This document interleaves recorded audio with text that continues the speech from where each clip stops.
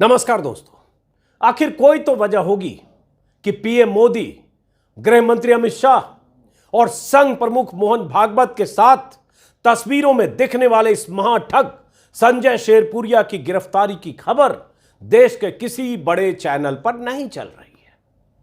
कोई तो वजह होगी कि खुद को बीजेपी नेताओं का करीबी बताकर करोड़ों की ठगी करने वाले संजय शेरपुरिया के गोरख धंधे की खबर चैनलों से गायब है। कोई तो वजह होगी कि गुजरात के स्टेट बैंक को करोड़ों का चूना लगाकर, कहते हैं 300 करोड़ से ज्यादा का, दिल्ली में ठिकाना बनाने वाले महा फ्रॉड के बारे में आ रही जानकारियां चैनलों से नदारद है। कोई तो वजह होगी कि पीएमओ के नाम का इस्तेमाल करके लोगों को झांसा देने वाले संजय शेरपुरिया की फर्जी कंपनियों पर एक से एक खुलासे के बाद भी देश के चैनलों को इसमें कोई खबर नहीं दिख रही है।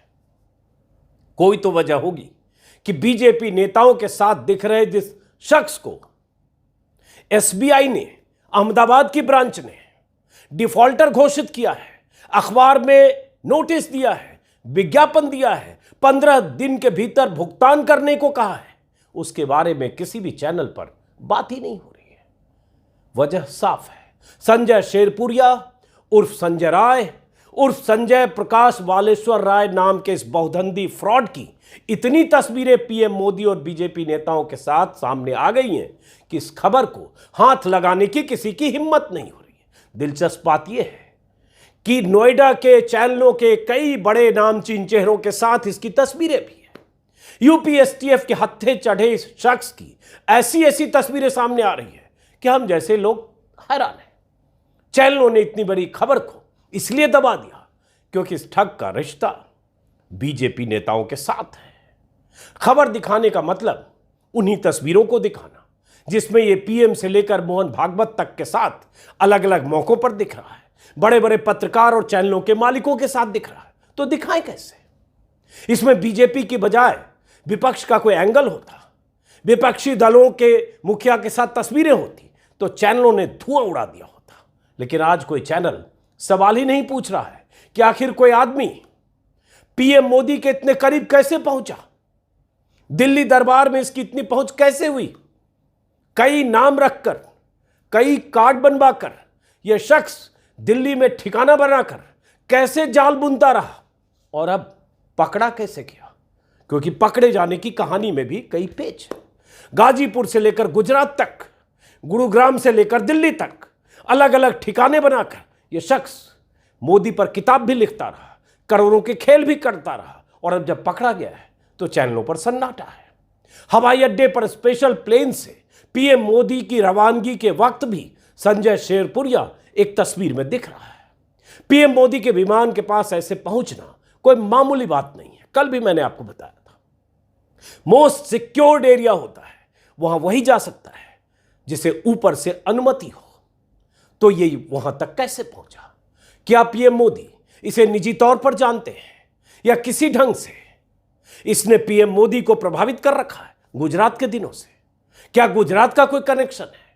मामला क्या है? कोई तो पूछेगा, कोई तो बताएगा। या तो पीएम मोदी या पीएमओ कह दे कि यह फोटो फर्जी है, फोटोशॉप करके बनाया गया है, इसने मोदी जी के साथ किसी मौके पर तस्वीर खिंचवा ली। कोई तो बताए।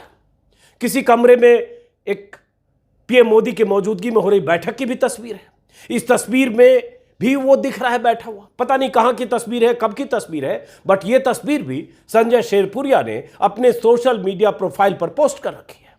और ये तस्वीरें जो आप देख रहे हैं ये संजय शेरपुरिया की वेबसाइट पर मौजूद है। कल भी मैंने वहां से निकाली थी और आपको दिखाया भी था।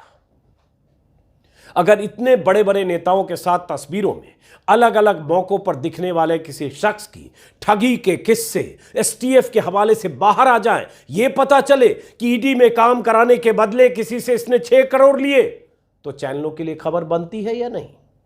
लेकिन यह खबर चैनलों से गायब है।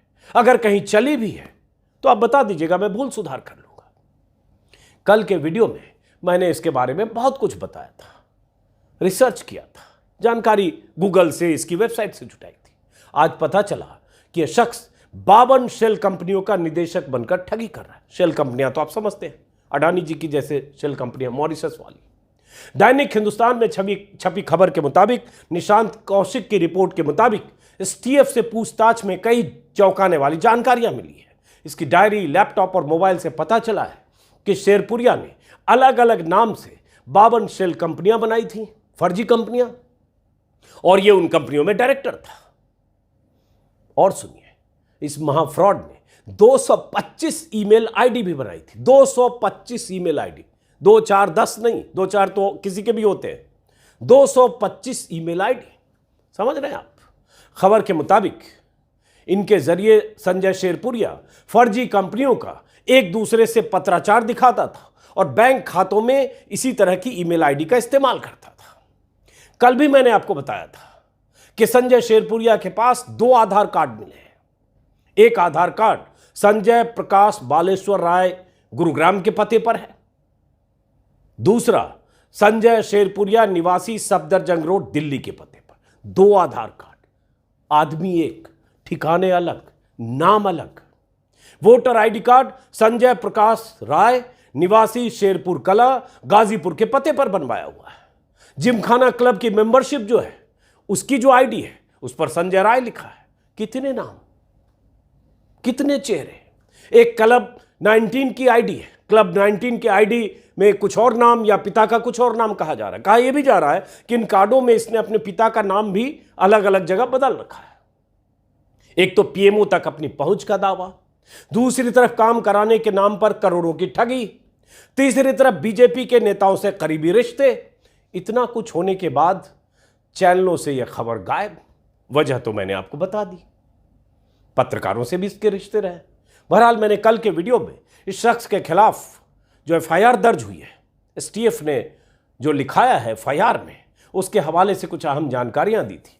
मैं चाहता हूं उस वीडियो का यह अहम हिस्सा आपने अगर कल नहीं देखा है तो जरूर देखें, ताकि पता चले कि खुद को मोदी का करीबी घोषित करके हिंदू धर्म का ध्वजाधारी बनकर कोई क्या कुछ कर सकता है। और यह संजय शेरपुरिया नाम का शख्स जो गुजरात में जब कंपनी चला रहा था, जिसे दिवालिया घोषित कर दिया गया है, उस कंपनी में डायरेक्टर के तौर पर इसका नाम, मैनेजिंग डायरेक्टर के तौर पर इसका नाम संजय प्रकाश बालेश्वर राय है। इसकी पत्नी भी डायरेक्टर है और संजय शेरपुरिया के नाम से 2 साल 2.5 साल से सक्रिय है। भगवाधारियों के बीच, साधु संतों महंतों के बीच, शंकराचार्य के साथ अलग अलग मौकों पर जो हिंदू और हिंदुत्व के जो चेहरे हैं उनके साथ मंचों पर मौजूद होता था। और ऐसे बहुत सारे लोग जो भारत को हिंदू राष्ट्र बनाना चाहते हैं उनके साथ भी मंचों पर दिखता था। हिंदुत्व और हिंदू पर प्रवचन भी देता था। समझिए इस देश में कैसे कैसे फ्रॉड लोग आज की तारीख में हिंदू और हिंदुत्व की बात करते हुए आपको धर्म की अफीम चटा रहे हैं, आपको एक तरह से उस खांचे में फिट कर रहे हैं जहां से लोकतंत्र और जहां से देश के संवैधानिक ढांचे पर चोट पहुंचती है। लेकिन ऐसे लोग सत्ता तक अपनी पहुंच का दम दिखाकर, सत्ता तक पहुंच की हनक दिखाकर क्या कुछ करते हैं, इसकी जानकारी जब मिलती है तो चैनलों से खबरें गायब हो जाती हैं। फिलहाल एफआईआर के हवाले से वो जानकारियां जिसका जिक्र मैंने किया था कल, लेकिन मैं चाहता हूं आज भी देखें ताकि सनद रहे कि जब चैनल ये खबर नहीं दिखा रहे थे और ये खबर आ रही थी, कुछ अखबारों में खबर छप रही थी, तो उसकी हकीकत क्या थी। देखिए कल का वो वीडियो। मेरे हाथ में 7 पन्ने की वो एफआईआर है जो एसटीएफ ने संजय शेरपुरिया की गिरफ्तारी के बाद एफआईआर दर्ज कराई है। इसमें पूरा ब्यौरा है और इसके हवाले से भी अखबारों में जानकारियां हैं। और जैसा कि मैंने कहा, आगे आपको बताऊंगा कि उसकी वो कंपनी, जिस कंपनी के लिए उसने स्टेट बैंक से लोन लिया और जिसकी वजह से आज ही स्टेट बैंक ने अखबारों में विज्ञापन देकर डिफॉल्टर घोषित किया और 15 दिन का नोटिस दिया है। तो एफआईआर में जो दर्ज है और जो जानकारियां हैं उसमें पता चल रहा है, एफआईआर के कुछ हिस्से बता रहा हूं। पिछले कुछ वर्षों से अलग अलग नाम से और अलग अलग कंपनियों से, विभिन्न व्यक्तियों से छल और धोखाधड़ी करके विभिन्न माध्यमों से धन की उगाही करने के आपराधिक कृत्य में संजय प्रकाश राय नाम का व्यक्ति संलिप्त है। संजय प्रकाश राय ये एक नाम है, संजय शेरपुरिया एक नाम है, और एक नाम है जो उसने अपने पिता के नाम पर रखा है। जो कंपनी में डायरेक्टर है उसमें उसके जो पिता का नाम है उसके नाम से वो डायरेक्टर है। वो भी आगे मैं बताने वाला हूँ।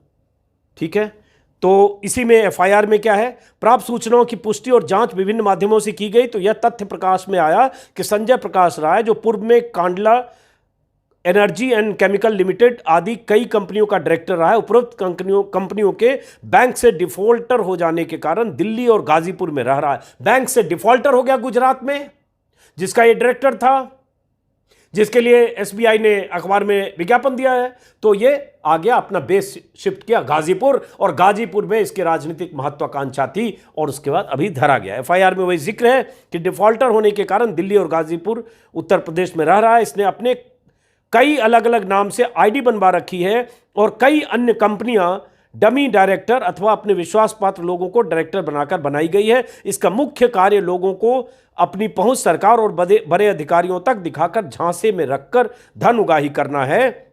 इसके अलावा मनी लॉन्ड्रिंग, हवाला और टैक्स चोरी जैसे आपराधिक कृत्यों में संलिप्त है। ये एफआईआर में उसी के हिस्से पढ़कर बता रहा हूं, इसमें मेरे शब्द कुछ भी नहीं है। जो दर्ज है कागज में इसके खिलाफ, उसी में लिखा है कि इसके द्वारा सोशल मीडिया पर वो अन्य माध्यमों से स्वयं को प्रधानमंत्री भारत सरकार और भारत सरकार के कई केंद्रीय मंत्रियों के साथ स्वयं के फोटो अनाधिकारिक रूप से पोस्ट कर बिना अनुमति के भ्रामक तथ्यों के आधार पर अपने निजी भौतिक लाभ हेतु छल किया जा रहा है, जिससे माननीय प्रधानमंत्री और केंद्रीय मंत्रियों की छवि की ख्याति को हानि पहुंच रही है। इसके द्वारा सोशल मीडिया के फेसबुक, ट्विटर अकाउंट के माध्यम से पोस्ट करके लोगों को संदोष रूप से प्रवंचित करके मान्यों के करीबी होने का भ्रामक प्रचार और अपनी छद्म छवि और पहुंच दर्शाकर धोखाधड़ी के साथ आम जनमानस से विभिन्न तरीकों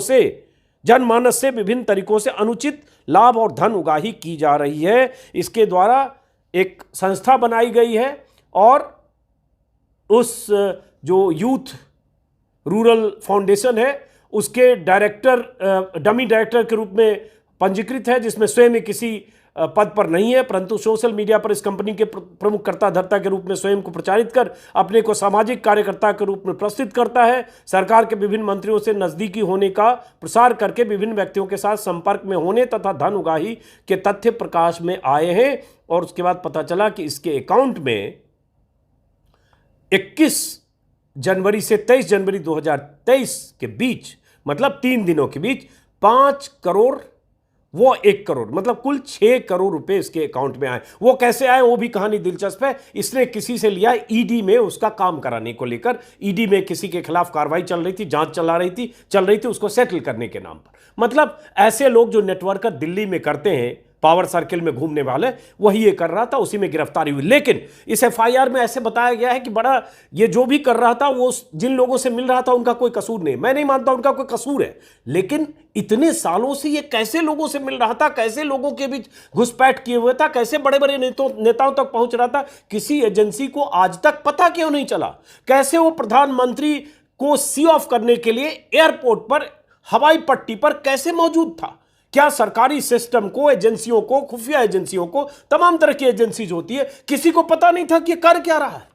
कैसे बड़े बड़े मंत्रियों तक ये लगातार पहुंच रहा था? और तो और प्रधानमंत्री मोदी के लिए तो किताबें लिख दी इसने, भाषण देश भर में प्रधानमंत्री मोदी की तारीफ में दिया करता था, प्रवचन और लेक्चर। बहरहाल इसी में बहुत कुछ लिखा हुआ है। इसको पकड़ा गया जब ये दिल्ली से चला, सुहेल देव एक्सप्रेस से कोच नंबर कुछ लिखा हुआ है उसमें चला, कानपुर में सूचना के आधार पर एसटीएफ ने इसको पकड़ा, कानपुर से इसको उतारा गया। अब क्या क्या मिला है कैरी बैग के अंदर जो इसके पास से बरामद हुआ, इसमें पता चला है काले रंग के पाउच में रखी हुई विभिन्न आईडी चेक की गई तो 2 आधार कार्ड मिले, जिसमें एक पर नाम संजय प्रकाश बालेश्वर राय, पुत्र बालेश्वर देवनारायण राय, निवासी गुड़गांव का एक एड्रेस है, DLF ambience mall DLF phase 3, near ambience mall DLF phase 3 Gurgaon. और दूसरे आधार कार्ड पर संजय शेरपुरिया, पुत्र बालेश्वर देवनारायण राय लिखा हुआ है और उसमें दिल्ली का एड्रेस है, near DID Safdarjung Delhi, Delhi riding club. अब समझिए, एक आदमी 2 आधार कार्ड रख रहा है, एक में दिल्ली का पता है, दूसरे में गुरुग्राम का पता है, एक में उसका नाम संजय प्रकाश बालेश्वर राय है, दूसरे में उसका नाम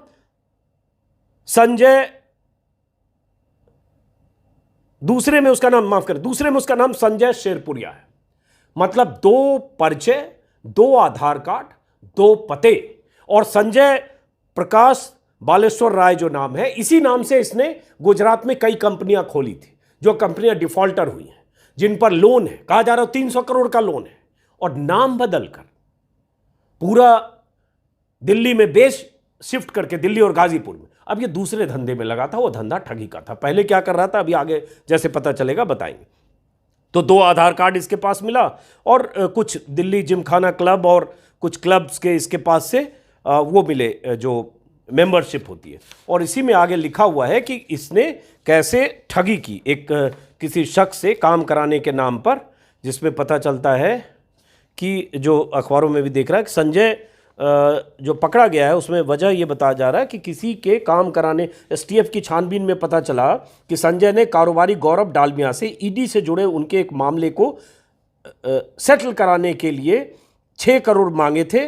और इसका जो एनजीओ है, यूथ रूरल फाउंडेशन नाम की संस्था एक रजिस्टर्ड करा रखी थी। इस संस्था में उस कारोबारी से ऑनलाइन रुपए लिए और उसके बाद एसबीआई रुपए लिए, और उसी के बाद ये वही एविडेंस मिला जब इसके खिलाफ शिकायत मिली ईडी को और ईडी ने एसटीएफ को दी, उसी के आधार पर पकड़ा गया। ये भी खबर है, अमर उजाला ने लिखा है कि महाठग बोला खाते में पैसा लेकर फंस गया, अगर खाते में ट्रांसफर नहीं लिया होता तो नहीं पकड़े जाते, अंदेशा नहीं था कि ये गलती इतनी भारी पड़ेगी, ऐसा कहा जा रहा है अमर उजाला में कि ऐसा उसने पुलिस से पूछताछ में कहा है। तो बहरहाल किसी से काम कराने के बदले इसने पैसे लिए।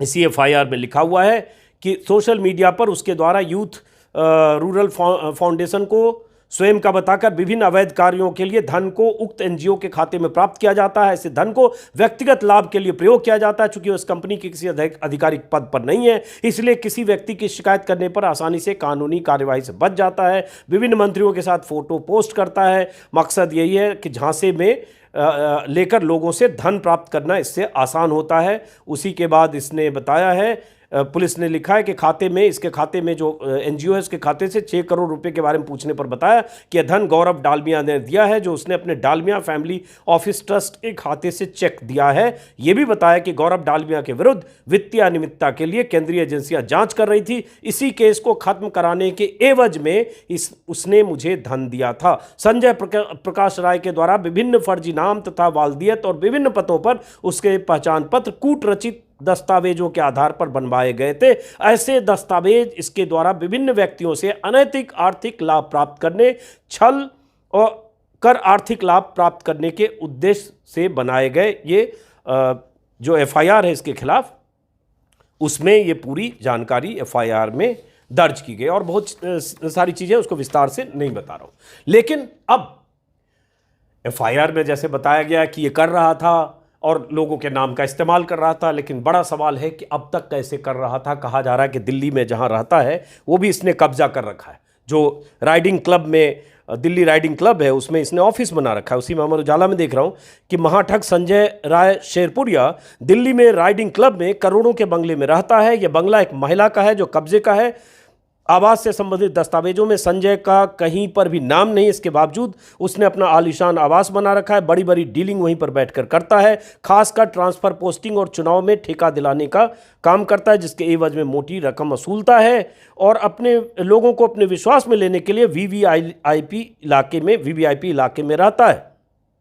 और आवास पर उसने एक फोटो गैलरी बना रखी है जहां पर उसने दर्जनों फोटो लगा रखी है, जिसमें अलग अलग नेताओं और नामचीन हस्तियों के साथ है। ये अमर उजाला ने छापा। अब इसमें एक और दिलचस्प जानकारी देख रहा हूं। 2 पन्ने का एक गुमनाम सा अनाम किसी ने लिखा होगा। ये 2 पन्ने की चिट्ठी वायरल हो रही है ट्विटर पर। अब ऊपर लिखा हो सेवा में माननीय, किसको लिखा पता नहीं, बट इसमें इसके बारे में बहुत सारी जानकारियां दी गई हैं। कोई भी होगा जानने वाला जो जानता होगा। और ऐसे जो फ्रॉड होते हैं उनके बहुत जानने वाले होते हैं, कुछ शिकार होते हैं, कुछ शुभचिंतक होते हैं जो साथ रहते हैं, बाद में झगड़ा हो जाता है। बहुत तरह के कनेक्शन वाले लोग होते हैं। कुछ ऐसे लोग होते हैं जो ऐसे लोग जब एक्सपोज होते हैं तो उन्हें हौसला मिलता है, चलो इसकी कहानी बताओ। तो इसमें एक जानकारी है जो कल भी थोड़ा सा मुझे पता था, लेकिन आज विस्तार से देख रहा हूं कि ये चूंकि जो इसका घर है, जहां ये दफ्तर है, जहां रहता था या बैठता था, वहां से पीएम आवास बिल्कुल नज़दीक है। तो इसमें कहा जा रहा है किसी भी मालदार पार्टी को जो उसके घर दफ्तर पहुंचते थे राइडिंग क्लब वाले दफ्तर में, तो किसी भी मालदार पार्टी को देखकर संजय राय अपने कमरे के पीछे बैठे अपने शागिर्दों को आवाज देकर कहता था, अरे सुनो, अपने ऑफिस का वाईफाई बड़ा स्लो चल रहा है, जरा प्रधानमंत्री आवास वाले वाईफाई का पासवर्ड डालकर चालू करो, उसकी स्पीड अच्छी है। तो पीएम हाउस के वाईफाई एक्सेस की बात सुनकर लोग शरणागत हो जाते थे। इस तरह का मतलब वाईफाई का नाम आप कुछ भी रख सकते हैं, जैसे मेरा नाम अजीत अंजुम है, मैं अपने वाईफाई का जनरेट करूंगा अगर उसकी आईडी, तो मैं कुछ भी रख सकता हूं। आप उसमें जो बाइडन रख लें, चाहे कुछ भी रख लें, ट्रंप रख लें, कुछ भी रख लें, तो प्रधानमंत्री मोदी रख लें, पीएमओ रख लें। वैसे ही इसने वाईफाई का ऐसा नाम रख रखा था और उसके बाद माहौल बनाता था सीधे प्रधानमंत्री आवास का जो वाईफाई है उसका हमारे पास कनेक्शन या पासवर्ड है, तो इससे लोगों में माहौल बनता था। उसके बाद इसी में है जो जानकारी कि कुछ अफसरों से इसके रिश्ते की बात की जा रही है। ये वो गुमनाम चिट्ठी का जिक्र कर रहा हूं जो सोशल मीडिया पर, अब ये सब जांच से पता चलेगा कि इसमें हकीकत क्या है, फसाना क्या है। लेकिन फिलहाल चूंकि बहुत सारी कहानी आ रही है, तो ये भी कहानी है इसी में है कि जब ये गुजरात में इसने बैंकों से लोन लिया और उसके बाद वहां बैंकों द्वारा नीलाम की गई जमीन को संजय राय ने अपने गुंडों के जरिए जबरन कब्जा कराने की कोशिश की। कोर्ट ने इस मामले में संज्ञान लिया, संजय राय के खिलाफ जुर्माना लगाने की चेतावनी दी। गुजरात में मामला उछला तो व्यक्ति गुड़गांव में रहते हुए वर्तमान में दिल्ली एनसीआर को अपनी करतूतों का केंद्र बनाया और उसके बाद इस व्यक्ति के काले इतिहास को जानते हुए भी सीबीआई के काला अधिकारी ने इसे लगातार संरक्षण दिया। इस अधिकारी की नजदीकियां संजय राय के साथ है। इस बात उस आला अधिकारी का पुत्र संजय राय का बिजनेस पार्टनर है। बताया जाता है उसके विवाह का समूचा इंतजाम संजय राय ने किया, जहां करोड़ों रुपए पानी की तरह बहाए गए। अब जिस भी व्यक्ति का नाम है, किसी का नाम है, मैं इसका जिक्र नहीं करना चाहूंगा क्योंकि पता नहीं कि जो कहा गया है उसमें इसकी क्या पुष्टि की जा सकती है। लेकिन तो बहुत सारी कहानियों के बीच ये भी है कि आखिर पकड़ा कैसे गया, वो भी यूपी की एसटीएफ ने। जो आदमी, हालांकि उसकी तस्वीर एक दिलचस्प है, मोदी जी के साथ, योगी जी के साथ कोई तस्वीर नहीं दिखी। तस्वीर दिखी जो ब्रजेश पाठक के साथ, यूपी के कुछ और नेताओं के साथ, सुनील बंसल से लेकर और अनुराग ठाकुर केंद्रीय मंत्री, बहुत सारे लोगों के साथ, योगी जी के साथ दिखी नहीं। अगर होगी भी तो मैं नहीं जानता। लेकिन यूपी की एसटीएफ ने दिल्ली में घेराबंदी की या दिल्ली से चलने के बाद इसको कानपुर में उतारा। हालांकि कुछ लोग कह रहे हैं नोएडा में गिरफ्तार किया और उसके बाद ले जाया गया, उसकी गिरफ्तारी कानपुर में दिखाई गई। पता नहीं इसमें क्या कहानी है, ऐसा होता भी है, पुलिस कहीं से उठाती है, कहीं उसकी अरेस्टिंग दिखाती है। लेकिन अब अमर उजाला में एक खबर है और इस बात की चर्चा भी हो रही है कि एसटीएफ ने गिरफ्तारी करने के बाद इस मामले में किसी तरह की जानकारी साझा नहीं की है। कमिश्नर ऑफ पुलिस भी प्रकरण में खामोश हैं। कमिश्नरेट की तरफ से कोई भी बयान जारी नहीं किया गया। ये शायद इसलिए कि संजय सत्ताधारियों का करीबी है, करोड़ों का हेरफेर किया, इसलिए गोपनीय कार्रवाई की गई है। तो इतने बड़े ठग की अगर एसटीएफ ने गिरफ्तारी की और 7 पन्ने के एफआईआर में, 7 पन्ने में ये सारे आरोप लगा दिए गए। साफ साफ इसमें तो कह दिया गया मनी लॉन्ड्रिंग से लेकर सब कुछ, मनी लॉन्ड्रिंग, हवाला, टैक्स चोरी, सब कुछ करता था, इस एफआईआर में दर्ज है। और ये पुलिस वाले की तरफ से ये सूचना जो एफआईआर दर्ज कराई गई है। बहरहाल उसके बाद भी ऑफिशियल कोई जानकारी एसटीएफ की तरफ से नहीं दी गई है, कमिश्नर ऑफ पुलिस की तरफ से भी नहीं दी गई है। इसी में यह भी है कि नोएडा एसटीएफ ने कैसे इसके बारे में जानकारी ली कि कोई कासिम नाम के शख्स को गिरफ्तार किया गया। उसके बाद उसी ने कुछ कासिम ने संजय शेरपुरिया के बारे में महत्वपूर्ण जानकारी दी। उसके बाद एसटीएफ सक्रिय हुई। ईडी पहले से इस पर ईडी काम कर रही थी। एसटीएफ कासिम के संजय से कनेक्शन का पता कर रही थी और उसके बाद जैसे तैसे जानकारी के आधार पर इसकी गिरफ्तारी हुई। अब उसके बाद आते हैं कि 3 मई तक जेल भेज दिया गया। चैट से उगाही के सबूत मिले हैं। यह भी कहा जा रहा है कि गाजीपुर के आफाक को माइनिंग का ठेका दिलाने और 2.5 करोड़ निवेश का चैट भी मिला। कोई चैट जो व्हाट्सएप या मोबाइल पर जो चैट इसने किया होगा। जब एसटीएफ ने आरोपों के खाते में 6 करोड़ के बारे में पूछताछ की तो उसने नाम लिया, वो जो मैं पहले बता चुका हूँ, चूंकि मैं देख रहा था अखबारों में क्या छपा है। तो इस तरह से ये भी है कि एनजीओ के नाम पर लोगों को लुभावने ऑफर देता था, उससे भी धोखाधड़ी करता था। अब आते हैं उस कंपनी की बात जिसका जिक्र मैंने शुरू में किया, जिसका विज्ञापन आज हिंदुस्तान में, जिसके बारे में डिफॉल्टर होने के बारे में एसबीआई बैंक ने दिया है। लेकिन उससे पहले एक और ये भी जानकारी मिली है कि एसटीएफ के मुताबिक संजय लंबे समय से इस तरह के खेल करता है। तमाम काम उसने करवाए भी हैं। कुछ मामले ऐसे भी रहे जिसमें उसने रकम ली लेकिन काम नहीं करवा सका। इतने बड़े उद्योगपति भी उसके झांसे में आ गए। हर काम एनजीओ की आड़ में करता था। इस बार भी उसने रकम एनजीओ के खाते मिली और इससे फंस गया। बहरहाल तो ये सारी कहानी अलग अलग अखबारों में। अब आते हैं उस कंपनी का जिक्र। और पहले कि इससे ये कहकर कि इतने लोग जिनके साथ तस्वीरों में दिख रहा है, करीबी दिख रहा है, प्रॉक्सिमिटी दिखा रहा है, बाकायदा वेबसाइट है, और उसके बाद संघ के लोगों के साथ घूमना फिरना, किताब 3 लिख दी। एक हिंदू धर्म का धरोहर भारतीय संस्कृति, एक किताब लिखी। उस किताब का विमोचन मोहन भागवत संघ प्रमुख ने किया। बहुत सारे भगवाधारियों, साधु संतों के साथ उस किताब के साथ इसकी तस्वीरें। दिव्यदर्शी मोदी का तो जिक्र मैंने कल भी किया। एक और किताब लिखी, मैं माधो भाई, एक पाकिस्तानी हिंदू। उस किताब का भी विमोचन शायद मोहन भागवत ने किया है, लेकिन किया है, और तस्वीरें ऐसी दिख रही है कि बहुत सारे लोगों के साथ उस किताब के विमोचन के मौके पर बहुत सारे ऐसे नामचून लोग मंच पर हैं। तो ये इतना कनेक्शन और इतना कुछ करता हुआ, और उसके बाद अचानक पकड़ा जाना, और ये इतने साल तक कुछ पता न चलना, और आज ही अखबार में विज्ञापन छप जाना एसबीआई का। तो विज्ञापन क्या है और उसके बाद वो कंपनी क्या है। तो मैं थोड़ी पड़ताल उस कंपनी के बारे में की। वेबसाइट पर जानने के लिए मेरी जिज्ञासा हो गई, ये Kandla energy and chemicals limited है क्या। तो ये जो विज्ञापन है आज के दैनिक हिंदुस्तान में, छोटा सा, जैसे देखिए अंदर के पन्ने पर छपी है, तो मेरी नज़र गई, और किसी जर्नलिस्ट ने भी मुझे बताया फ़ोन करके, आज का अखबार है पेज नंबर 9 पर ये छोटा सा विज्ञापन। जल्दी नहीं देखेंगे तो किसी की नज़र भी नहीं पड़ेगी।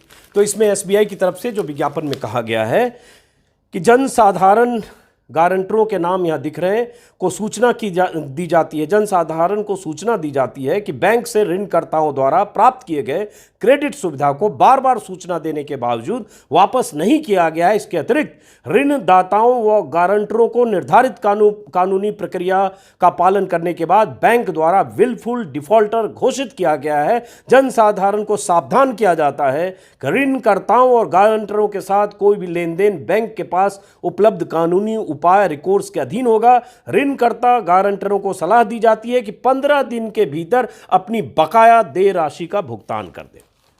15 दिन के भीतर। इसमें यह नहीं लिखा हुआ कि कितना बकाया है बैंक का, लेकिन अमर उजाला ने जो लिखा है उसमें है कि अलग अलग बैंकों से करोड़ों का कर्ज लिया, नहीं चुकाया। वह 395 करोड़ का बैंक डिफॉल्टर है। उसकी company Kandla energy and chemicals भी दिवालिया हो चुकी है। यह कंपनी 2005 में बनी थी। ये सब मैं आगे अभी बताने वाला हूं। बहरहाल, तो इसी में क्या है, 3 लोगों के बारे में जानकारी है। संजय प्रकाश बालेश्वर राय, शुरू में मैंने किया, एड्रेस लिखा हुआ गुड़गांव का, नाथोपुर इलाका, डीएलएफ। मैं तो कह रहा हूं कि अगर चैनल इस नटवर लाल के पीछे पड़े, हम लोगों के पास उतना संसाधन नहीं होता है, 1 मैन आर्मी है, 4-5 लोगों की टीम है, लेकिन चैनल चाहे तो उसका पीछा करें, उन जगहों पर जाएं, इसके ठिकानों पर जाएं, इसके दफ्तर पर जाएं, इसके घर पर जाएं, अहमदाबाद से गुड़गांव तक, गाजीपुर तक, पता तो चले कि तरीका क्या था, कैसे ये धोखाधड़ी कर रहा था, कैसे ये साम्राज्य धोखे का दिल्ली में रहकर चला रहा था। लेकिन कोई पता करेगा क्या? इसलिए नहीं करेगा कि इसकी सारी तस्वीरें बीजेपी के बड़े बड़े दिग्गजों के साथ है, तो कोई हाथ नहीं डालेगा, क्योंकि मतलब मकसद समझ सकते हैं। बहरहाल, तो इसी में संजय प्रकाश बालेश्वर राय, उसके बाद इनकी पत्नी है शायद श्रीमती कंचन संजय प्रकाश राय, इनका भी पता है गुड़गांव का, और ये भी डिफॉल्टर हैं जो उस कंपनी में डायरेक्टर है। और एक और मानिक लाल दे डिफॉल्टर हैं, और यूनिट का नाम Kandla energy and chemicals limited है। और उसके बाद ये सब है। अब मैंने देखा कि ये कांडला एनर्जी कंपनी क्या है, तो मैं गूगल पे गया, फिर देखा मैंने, तो पता चला कि ये कंपनी जो है Kandla energy and chemicals limited is an unlisted public company incorporated on 7th March 2005, 2005-7 मार्च को कंपनी बनी। It is classified as a public limited company and is located in Ahmedabad, Gujarat. Its authorized share capital in INR 35 crore and paid up capital is INR 26 crore. 26 crore paid up capital है और share capital 35 crore है। और उसके बाद ये company अभी active है, लेकिन मैंने देखा फिर इसके डायरेक्टर्स कौन लोग हैं, तो पता चला कि इसमें ये तो खुद तो डायरेक्टर है ही, लेकिन इनकी पत्नी भी डायरेक्टर है और खुद भी डायरेक्टर है, और ये कंपनी अभी एक्टिव है। अब इसमें यह भी पता चला कि और कुछ कंपनियां हैं जो बंद कर दी गई या रजिस्ट्रार ऑफ कंपनीज की तरफ से स्ट्राइक्ड ऑफ की गई। मैंने किसी से सीए से पूछा है स्ट्राइक्ड ऑफ का क्या मतलब होता है, तो बताया कि जो कंपनी में या तो कुछ इरेगुलरिटीज हो, या कंपनी फंक्शन नहीं कर रही हो, या कोई और वजह से वो कंपनी बंद हो जाती है या डिफंक्ट कर दी जाती है। उसमें भी कुछ कंपनी है जिसमें इस डायरेक्टर ये और इसकी पत्नी थी। Rai corporation private limited, Kandla enterprises private limited, Kashi farm fresh private limited, Kutch enterprise private limited, ये सारी कंपनी भी थी जो 2010, 11, 9, 12 में बनी, जो स्ट्राइक ऑफ है किया गया है जिसे रजिस्ट्रार ऑफ कंपनीज की तरफ से। ये मुझे वेबसाइट पर मिला। और एक कंपनी एक्टिव है जो कांदला एनर्जी की बात कर रहे हैं। लेकिन अब बात आती है कि वही कंपनी है जिसके बारे में कहा जा रहा है कि इस कंपनी पर स्टेट बैंक का लोन है, जो विज्ञापन दिया गया है, और स्टेट बैंक का लोन इसने नहीं चुकाया है। स्टेट बैंक ने 15 दिन के भीतर बकाया राशि भुगतान करने, अन्यथा कानूनी उचित कार्रवाई के लिए तैयार रहने की चेतावनी देते हुए विज्ञापन दिया। तो मतलब इससे यह लगता है कि गुजरात में इसने जैसे तैसे नेटवर्क से जैसे भी धंधा किया, गुजरात में जब ये डिफॉल्टर हो गया, जो ऐसे लोग करते हैं कि कई बैंकों से औकात से ज़्यादा लोन लेते हैं और जब फंसते हैं, डिफॉल्टर होते हैं, चुका नहीं पाते, जो भी वजह है, और उसके बाद तब वो बेस बदल लेते हैं, भाग जाते हैं। दो भागे हुए आप जानते हैं, ललित मोदी और नीरव मोदी। ललित मोदी तो खैर चलो दूसरे मामले में, लेकिन नीरव मोदी है, विजय माल्या है, मेहुल भाई चौकसी है, तो ये सब लोग भागे हुए। तो ऐसे डिफॉल्टर अब ये वहां से गाजीपुर आ गया और 2 साल से गाजीपुर के इलाके में सक्रिय था, सामाजिक कार्यकर्ता के तौर पर छवि बना रहा था। सुना वहां कोई लकड़ी बैंक भी इसने बनाया था, कोविड के समय बहुत लोगों की मदद भी कर रहा था, और इसकी राजनीतिक महत्वाकांक्षा भी थी और है। गाजीपुर से चुनाव में, जो अभी विधानसभा चुनाव पिछले साल हुआ है, 2022 के विधानसभा चुनाव में टिकट का दावेदार भी था, टिकट नहीं मिला। कुछ लोग कह रहे हैं स्थानीय स्तर पर भी पॉलिटिक्स है, मनोज सिन्हा वर्सेस संजय शेरपुरिया। तो अब वो तो अलग कहानी है, वो उसके बारे में न जानकारी है न वहाँ जा रहा हूँ। लेकिन मुद्दा ये है कि ये नटवर लाल है। मैंने कई लोगों से रात में पता करने की कोशिश की, पता चला बहुत लोगों से संपर्क करता है, रहता है, मिलता है, कुछ पत्रकारों से भी मिलता है, नेताओं से, तो आप तस्वीरें देख रहे हैं। तो ऐसा नेटवर्कर बार बार एक ही सवाल उठता है कि एक तो गुजरात कनेक्शन, इसकी ज़मीन, इसका जो एरिया ऑफ ऑपरेशन था गुजरात था और 20 साल से था, और उसके बाद दिल्ली में बेस शिफ्ट करना, बैंक का इस पर लोन, अगर अमर उजाला की खबर पर माने तो 395 करोड़ का लोन, और उसके बाद दिल्ली में आराम से आलिशान जिंदगी जीता हुआ, प्रधानमंत्री मोदी पर किताब लिखता हुआ, किताब पिछले साल ही छपी, अभी से 7 महीने पहले सितंबर में, और मोदी जी के लिए प्रवचन देता हुआ, मंचों पर भाषण देता हुआ, मोदी अध्ययन केंद्र के मंच पर भाषण देता हुआ, मोदीवादी, मोदी भक्त, मोदी समर्थक लोगों के बीच लोकप्रिय शख्सियत की तरह अपनी पहचान बनाता हुआ, सोशल मीडिया पर सक्रिय रहता हुआ और तमाम तरह के गोरख धंधे करता हुआ आराम से जिंदगी जी रहा था। पकड़ा एसटीएफ ने। पकड़ा क्यों एसटीएफ ने, अब यह समझने की जरूरत है। अब यह समझने के लिए हमें इंतजार करना पड़ेगा जब पता चलेगा कि कहानी क्या है। पीएमओ के नाम पर झांसा देता था, यह तो बहुत जगह जानकारी आ रही है कि पीएमओ के नाम पर झांसा देता था, और ऐसे ही झांसा वो जो किरण पटेल पकड़ा गया था गुजरात का कश्मीर में, वो भी पीएमओ के नाम पर झांसा देता था। उसने बाकायदा विजिटिंग कार्ड छपवा रखी थी, एडिशनल डायरेक्टर पीएमओ। ये भी अगर यही काम कर रहा था तो अब तक पकड़ा क्यों नहीं गया, और पकड़ा गया तो यूपी की एसटीएफ ने पकड़ा। कुछ कहानी है क्या इसको जानने के लिए हमें इंतजार करना होगा। हमें भी अगर कुछ पता चलेगा तो आपको बताएंगे, आपको कुछ पता चले तो हमें बताइए। हमारा मकसद है कि अगर कोई नटवर लाल है, अगर कोई फ्रॉड है, तो उसके बारे में देश दुनिया को जानकारी मिलनी चाहिए। फिलहाल इस वीडियो को खत्म करते हैं। मोटे तौर पर जितनी भी जानकारी है वो मैंने आपको बता दी है। फिर मुलाकात होगी किसी और वीडियो में, और अगर आपने मेरे इस YouTube चैनल को सब्सक्राइब नहीं किया है तो सब्सक्राइब करें, कर लिया है, मुमकिन हो तो ज्वाइन करें। नमस्कार।